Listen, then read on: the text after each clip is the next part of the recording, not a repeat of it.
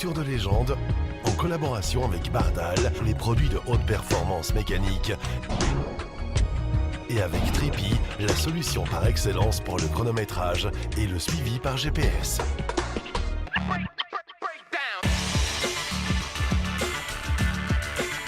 Un programme qui est réalisé en collaboration et en partenariat avec newsclassicracing.com ainsi que les passionnés d'automag.be. Le rallye Monte-Carlo historique roule sur les traces d'un passé qui n'a rien de passéiste, un brin mélancolique sans doute, mais fondamentalement ancré dans la réalité de l'époque.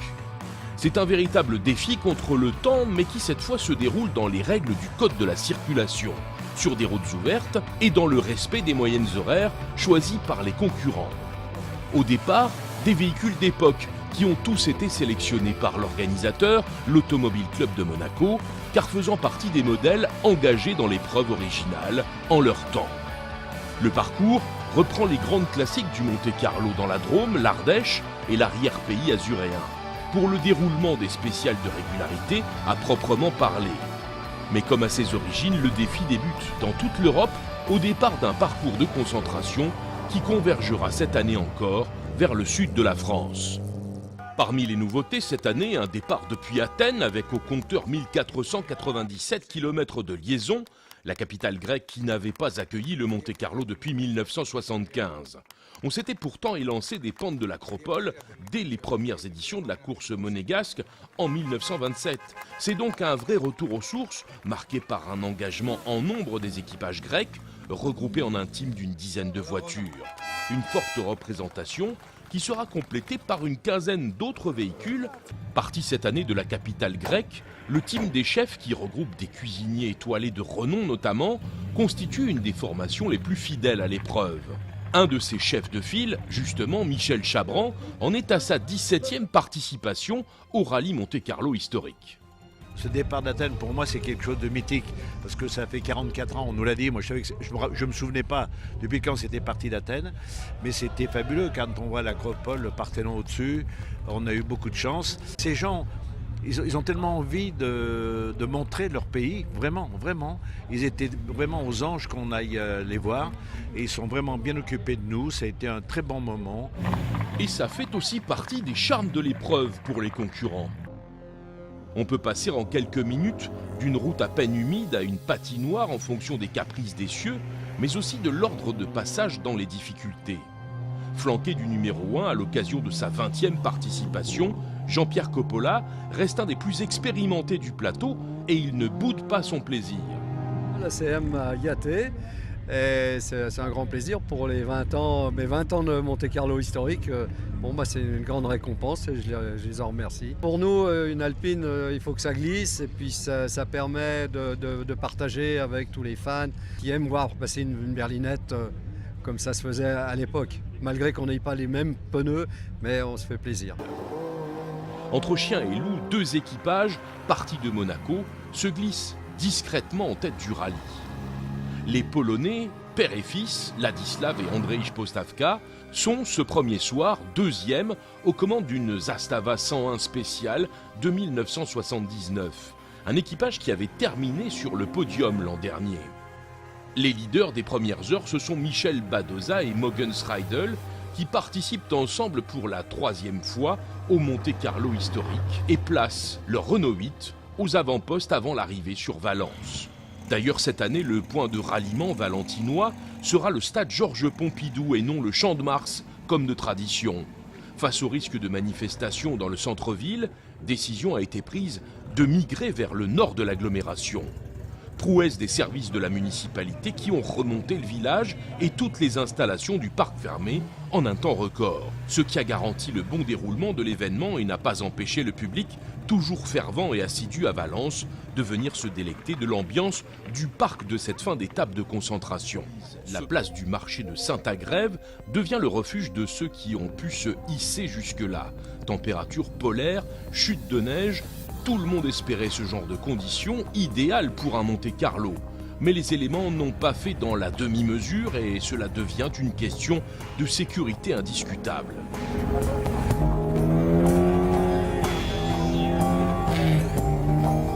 Le parcours initial est donc remplacé par une liaison pour diriger la caravane du rallye vers le contrôle horaire de Tournon-sur-Rhône, où l'habituelle communion avec le public a bien lieu, malgré les circonstances, avant de rejoindre le parc fermé de Valence, où les concurrents retrouvent encore une foule de passionnés, également omniprésente sur le bord des routes. Il y a les Français Raymond Durand et Sébastien Scholl sur une Opel Kadett GTE de 1977. Et en se glissant dans l'habitacle de l'Allemande, on comprend vite toute la difficulté de l'exercice. 38 d'avance, prends-en pas plus, c'est pas la peine. Quand on aura gazé ici, ça peut-être se suffisait. Et l'épingle aux gens. Allez, 50 d'avance avant l'épingle, 59, 60 d'avance avant l'épingle, 57. Et on va retomber à 30, 20 d'avance, 16 d'avance. Oh, tu regardes, 8 d'avance, 4, 2 d'avance, 0.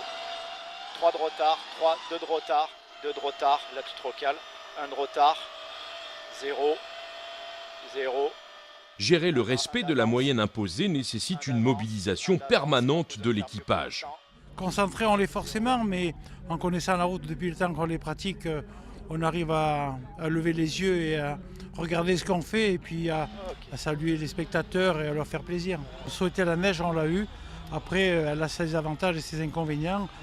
Voilà, mais bon, c'est des routes qui sont choisies pour qu'il y ait du spectacle, et spectacle qu'il devait y en avoir.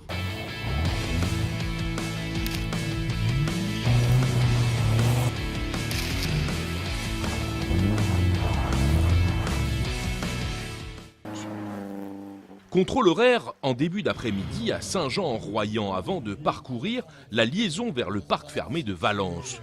Ce haut lieu du Monte-Carlo est l'occasion de retrouver les équipages de pointe de la moyenne haute. Parmi les malchanceux de cette matinée, Bruno Sabi garde le sourire. On se bat quand même pour faire un rallye et retrouver tous nos fidèles supporters, les passionnés, les nostalgiques des Monte-Carlo d'autrefois. On revient dans des régions où on a vécu des moments forts, donc on vit quelque chose d'exceptionnel quand même si ça ne se passe pas comme on veut. Vainqueur de l'historique en 2017, le Belge Michel de Kremer a connu lui aussi un début d'épreuve difficile. Il est depuis en pleine reconquête et remonte au général jusqu'à figurer dans le top 10. C'était fantastique sur la neige ici, on s'est régalé. Toutes les 3 spéciales qu'on a fait ici aujourd'hui, la deuxième spéciale, on a fait le 4e temps des moyennes hautes.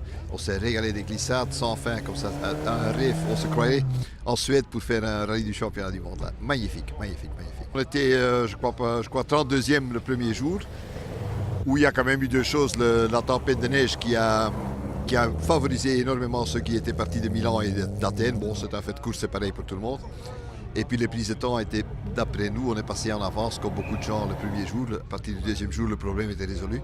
Donc l'effet cumulé de ces 2 facteurs nous a remis à la 32e place le premier jour et maintenant on remonte. Plus quelques anecdotes à raconter, avec le sourire aux lèvres, malgré tout omniprésent sur les visages. Pour Bruno Sabi, engagé avec un groupe de copains, plus que le résultat final, c'est l'expérience qui compte. Et dans ce domaine, la Renault 8 Gordini en est une toute nouvelle.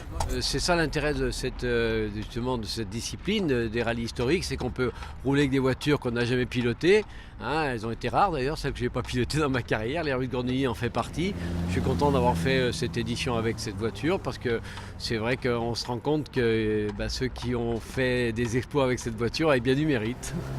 Avec beaucoup de nostalgie, tout ça. Et puis nous, c'est principalement pour mon association Espoir Isa contre le cancer qu'on fait cette édition-là, avec une voiture qui a appartenu à un de mes anciens mécaniciens qu'on a perdu il y a 1 an. Donc c'est la bande de copains qui, en mémoire de tout ça, on continue quoi qu'il arrive.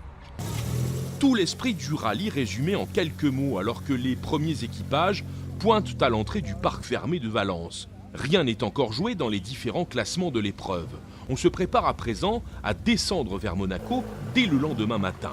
Il reste encore de gros morceaux avant de conclure cette 22e édition du rallye Monte-Carlo historique. Conditions sèches ne signifie pas que tout est facile, c'est l'inverse.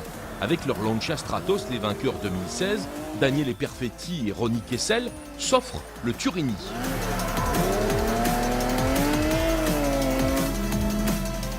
Les Grecs de la Portas et Moutakas gagnent l'ultime spéciale à Lucéram. C'est en quelque sorte la revanche des moyennes hautes.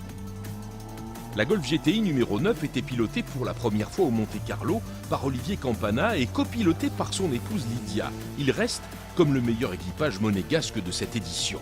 8e victoire dans la Coupe des Dames pour Steffi Edelhoff et Birgit Binder. Au classement général maintenant, la 7e place revient à Raymond Durand et Sébastien Scholl. Peter Granerud et Marianne Lié terminent au 6e rang. Ghislain et Guillaume Gobert sont 5e au final.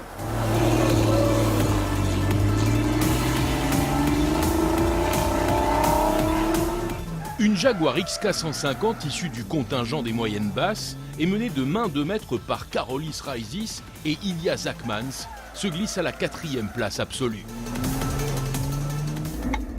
Reste maintenant à définir l'ordre sur le podium et là, ce sont les circonstances qui vont dicter en partie leur loi. Parti en 2e position de Monaco, Massimo Canella rencontre quelques difficultés qui se matérialisent par la présence d'un concurrent plus lent devant lui et qu'il rattrape très rapidement.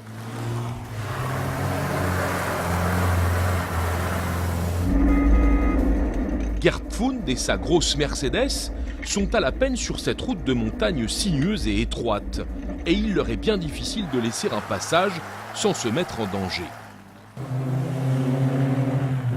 Atypique jusqu'au bout, cette édition du Monte-Carlo historique couronne donc un équipage qui a pris les rênes de la course dès les premiers mètres et sans jamais quitter la première place du début à la fin.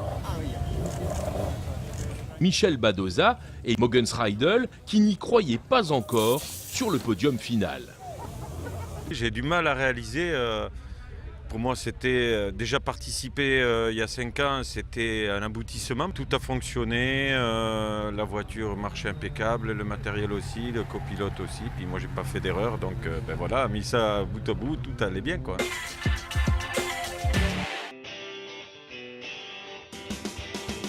Pour ces légendes boucles de Bastogne, édition 2019, on s'attendait à une première étape à multiples rebondissements et le moindre que l'on puisse dire, c'est qu'on n'a pas été déçus.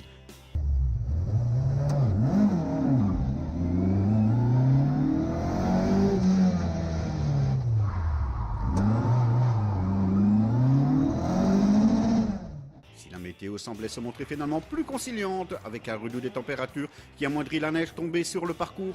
Dès les premiers tests de régularité, les concurrents pouvaient constater que rien n'allait être simple dans des conditions où les pièges succèdent aux pièges. Dans ces conditions, et malgré leur coefficient défavorable, Thierry Neuville et Nicolas Gilsoul sur leur Opel Corsa A faisaient sensation dès les premiers RT. S'installant aux commandes avant de laisser le rôle de patron un tronçon plus loin, un excellent Guylain de Mévus sur la Nissan 240 RS Groupe B. Si la Corsa jaune de nos représentants en WRC allait occuper régulièrement le haut du classement, tout n'était pas parfait cependant, avec un souci de pression d'huile entraînant une coupure moteur à la mi-journée. Et au grand contentement de tous les supporters de Thierry Neuville et Nicolas Gilsoul, le duo pouvait repartir après le regroupe de cette mi-journée. Ce qui n'était hélas pas le cas pour tout le monde, à commencer par Bernard Munster et Louis Luca, qui renonçaient suite à un souci moteur. Tout profit alors pour l'escort MK2 du régional Fred Capras, 3e du général l'an dernier, qui confirme ainsi son ambition de s'installer aux commandes de ces légendes boucles de Bastogne. Ce qui signifie qu'au terme de cette première journée, Fred Capras reste maître de l'épreuve pour le départ de la dernière étape, précédant ainsi de 46 points un Adrien Fernémont, aussi à l'aise en propulsion d'antan qu'au volant d'une traction intégrale moderne. Le Finlandais Mikko Hirvonen sur une escorte MK2 semble appliquer la même stratégie que le Français Brian Bouffier l'an dernier et s'approprie la 3e place à 117 points devant l'Opel Kadett GTE de l'Allemand Jörg Berlandi qui confirme son adaptation sur les routes belges.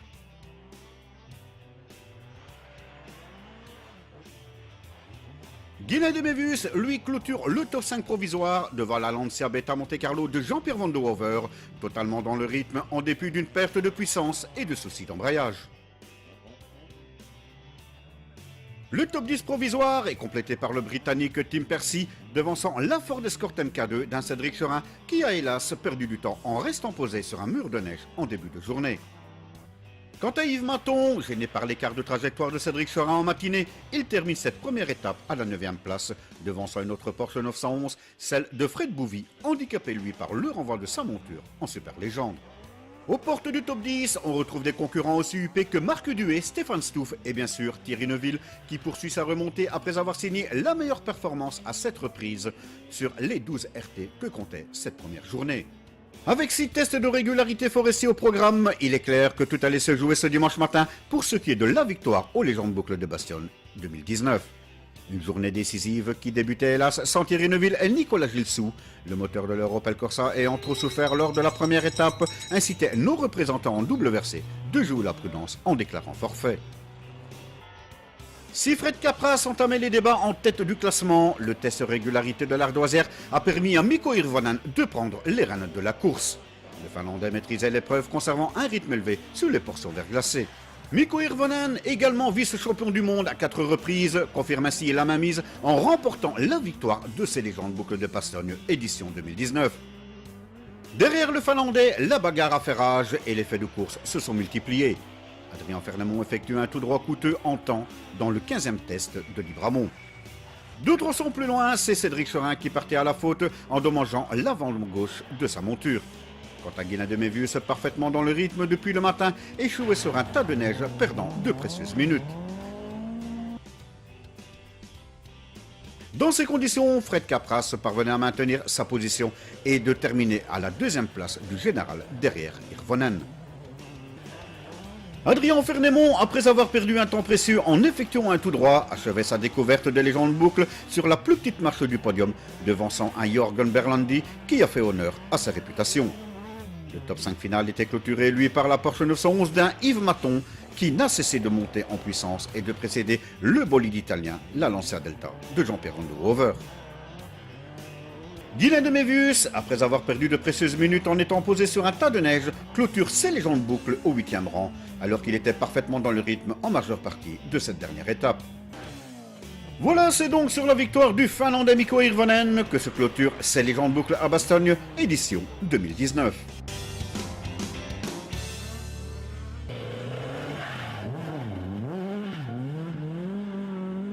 Merci à Serge De Wolf pour ces informations. On ajoutera aussi qu'un équipage composé de Biero Dobi, habitué des épreuves régionales belges, n'a pas lâché le leadership et s'imposait comme les meilleurs performeurs dans la catégorie Challenger, qui a réservé bien des surprises. Au bout d'un parcours impeccable, ils remportaient une victoire s'imposant comme la plus importante de leur parcours en rallye. Les Bavaroises étaient d'ailleurs les voitures à battre cette année, puisque Guino Kennis et Björn Van Overskeld, BMW 2002 TI, confirment eux aussi leur 2e place.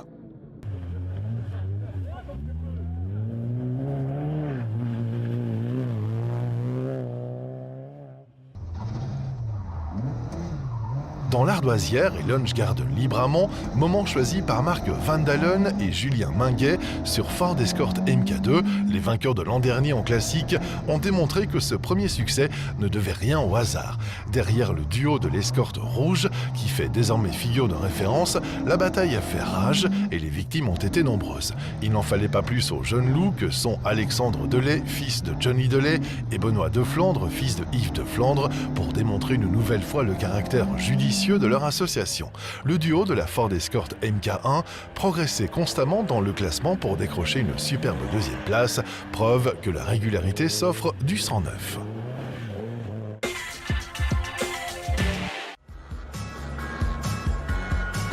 Le salon Rétromobile de Paris a clos son édition 2019 avec un record de fréquentation. 132 000 passionnés sur 5 jours d'exposition.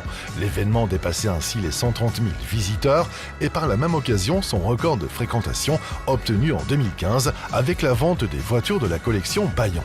Chaque année, ce sont des milliers d'amateurs internationaux qui se pressent pour admirer les carrosseries éblouissantes, découvrir les lignes et les courbes d'un autre temps et s'émerveiller devant toutes les expositions inédites préparé avec soin par les équipes du salon.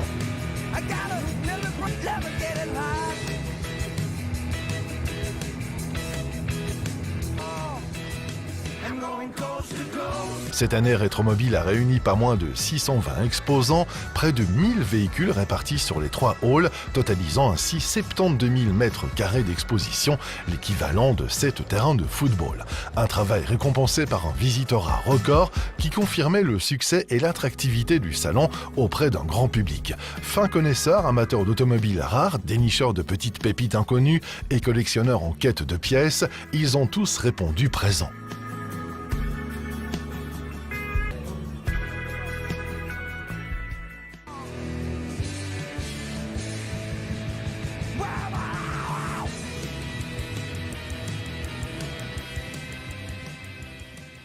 Petits et grands amateurs d'automobiles ont eu le plaisir de découvrir ou redécouvrir des modèles parfois inédits et d'autres bien connus du grand public avec une animation phare de cette édition, le géant du désert, le Berliet T100 qui a ébloui par ses dimensions spectaculaires ou encore les 60 bougies de la mythique et célèbre Mini sous toutes ses formes.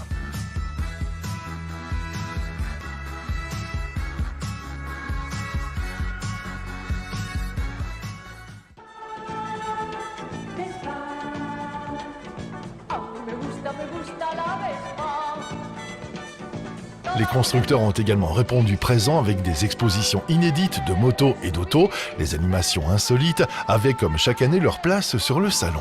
Les nouveautés de cette édition, un focus sur les 2 roues avec l'exposition Gnome et Rhône Agusta, plus de places de vente de motos de collection.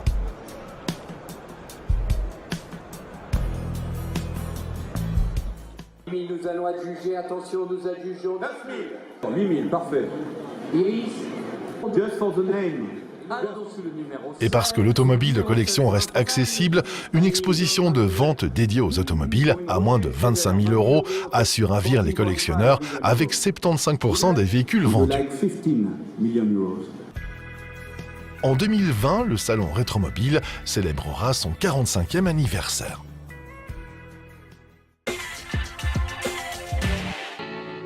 La Porsche Classic Series est devenue le meilleur événement de régularité en circuit pour les voitures classiques exceptionnelles.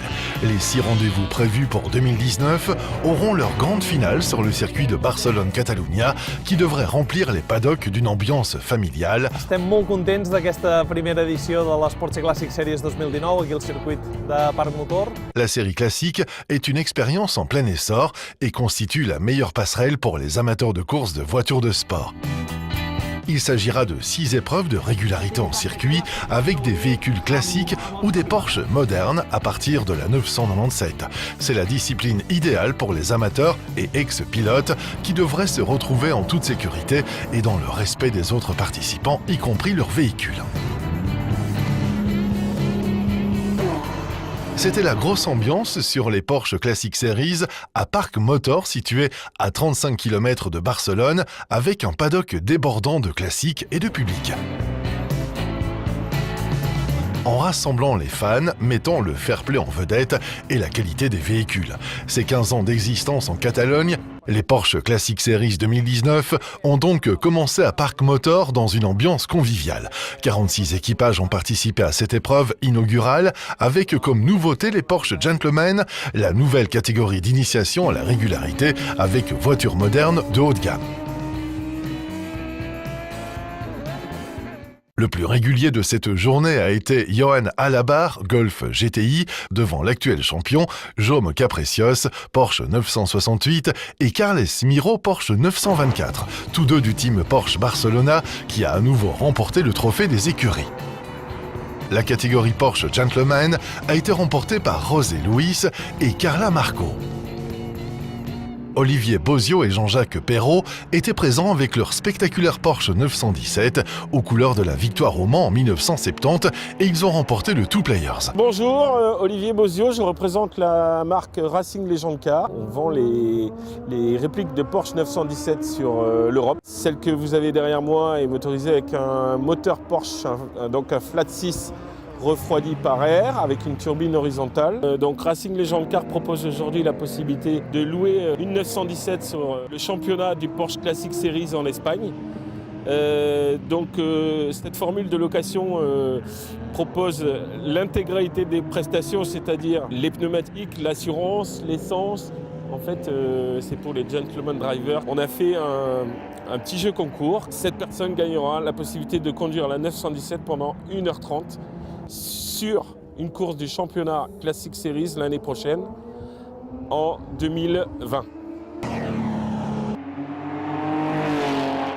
En ce début de saison, c'est aussi connaître le calendrier des épreuves historiques proches de la France avec le 67e rallye Moritz Costa Brava, le premier tour du championnat d'Europe des rallyes historiques à Gérone, les 15 et 16 mars, avec plus de 150 équipes et un nouveau format d'une spéciale à répéter le vendredi et 4 spéciales à répéter le samedi. La 16e édition du rallye Costa Brava historique de Palamos sera à nouveau l'unique événement marquant du trophée de la régularité FIA en l'absence de la ratification par le Conseil mondial de la FIA du 25 au 28 avril.